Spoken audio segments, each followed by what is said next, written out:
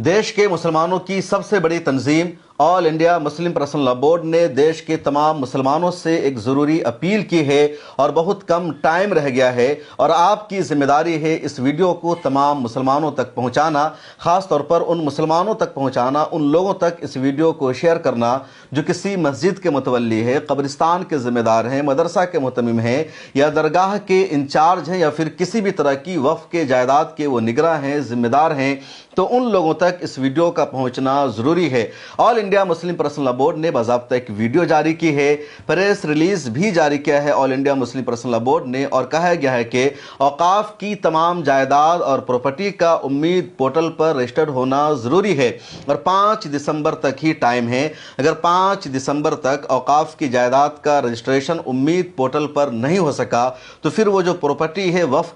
की प्रॉपर्टी नहीं मानी जाएगी, सरकार अपने कब्जे में ले सकती है। इसलिए ज़रूरी है 5 दिसंबर 2025 से पहले औकाफ की जायदाद का रजिस्ट्रेशन हो जाना। All India Muslim Personal Law board का कहना है कि वक्फ अमेंडमेंट एक्ट पार्लियामेंट से पास हो चुका है और सुप्रीम कोर्ट में all India Muslim Personal Law Board ने, जमीयत उलमा हिंद ने, जमील मर्चेंट ने और बेशुमार लोगों ने, 100 से ज़्यादा लोगों ने पिटीशन दायर किया था। 5 लोगों की पिटीशन पर सुनवाई हुई। 2 मरतबा फैसला आया सुप्रीम कोर्ट से, लेकिन दोनों मरतबा इंटरिम फैसला आया, लेकिन दोनों मरतबा के फैसले में यह राहत दी गई कि अब तक जो प्रॉपर्टी वक्फ बोर्ड के तहत वक्फ की मानी गई है उसको वक्फ बोर्ड की प्रॉपर्टी माना जाएगा। लेकिन इसी के साथ B3 में इस नए अमेंडमेंट एक्ट में सरकार ने यह भी कहा है कि उन तमाम औकाफ की जायदाद का उम्मीद पोर्टल पर रजिस्ट्रेशन भी जरूरी है। अब उसको मजीद समझे कि कोई वक्फ की प्रॉपर्टी है और बाज़ाब्ता 2013 के वक्फ बोर्ड में वो रजिस्टर्ड है या उसी तरह 1954 के तहत वो रजिस्टर्ड है या इसी तरह 1995 के वक्फ अमेंडमेंट एक्ट के बाद उसका रजिस्ट्रेशन है,